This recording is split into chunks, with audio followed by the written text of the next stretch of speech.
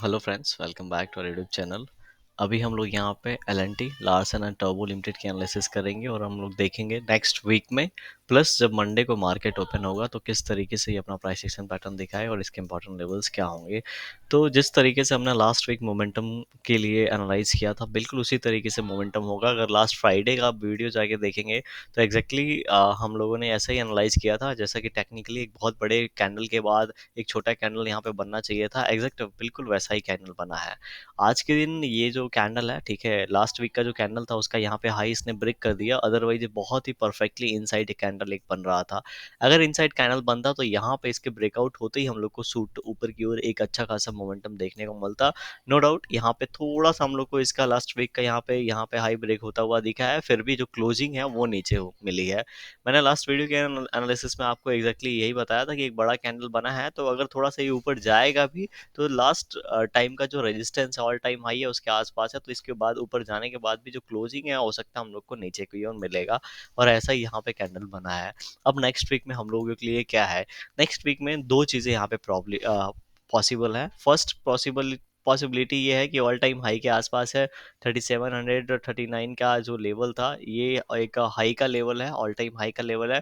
तो हो सकता है इस लेवल के ऊपर जाए और यहाँ पे 3800 3050 के ये लेवल हम लोग को दिखा है। ठीक है, एक ये प्रॉबिलिटी वाला केस है। दूसरी प्रॉबिलिटी वाला ये केस है कि एक और यहाँ पे छोटा कैंडल अभी बने। ठीक है, क्योंकि अगर आप इसको देखेंगे जिस तरीके से ये मोमेंटम करता है, यहाँ पे गया, यहाँ पे दो कैंडल इसने बनाया। ठीक है, दो कैंडल बनाने के बाद फिर ये मोमेंटम किया, फिर दो कैंडल बनाया।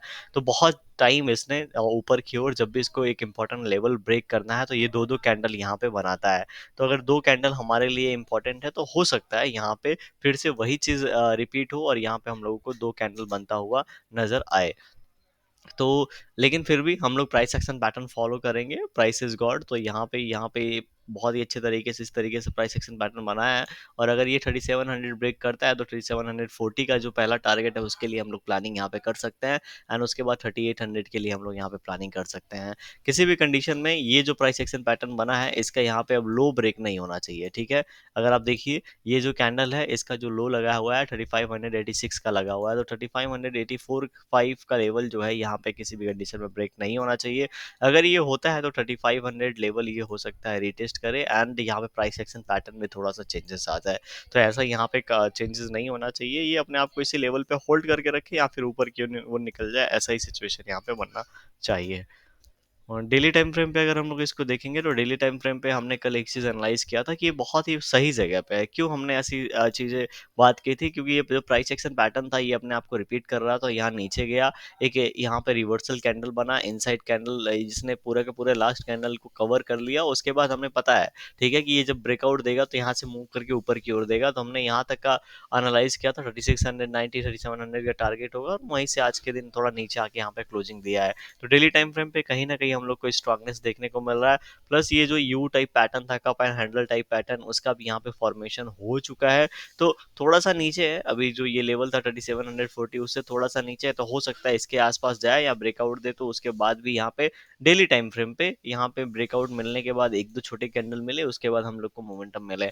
अगर डेली टाइम फ्रेम पे एक बड़े कैंडल के बाद एक दो छोटे कैंडल मिल के यहाँ पे निकलता है तो इस बार हो सकता है 4000 लेवल ये टच करेगा एंड उसके बाद ही यहाँ पे रुकावट देखने को मिलेगी। अदरवाइज यहाँ पे रुकावट देखने को नहीं मिलेगी।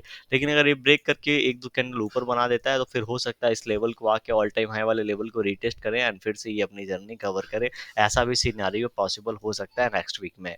तो देखते हैं ऑन द सीधे ये ऊपर क्यों निकल के जाके फिर से रीटेस्ट करके जाता है, यहाँ पे इन लेवल के आसपास आके रुक के इस तरीके से जाता है। इन दोनों प्राइस सेक्शन में से किस तरीके का प्राइस सेक्शन पैटर्न बनता है। ठीक है, ये प्रॉबिलिटी है नेक्स्ट वीक में डेली टाइम फ्रेम पे। 15 मिनट टाइम फ्रेम पे चल के देखेंगे मंडे को जब मार्केट ओपन होगा तो किस तरीके से अपना इंपॉर्टेंट लेवल दिखाएगा। अभी हमारे लिए जो लेटेस्ट स्विंग लग चुका है वो लगभग लगभग 3700 5 का लग चुका है। तो 3708 का लेवल हम लोग यहाँ पर ब्रेकआउट होने देंगे ऊपर की ओर। ठीक है, और ऊपर की ओर जो हमें पहला टारगेट देखना चाहिए वो 3720 30 का देखने को मिलेगा।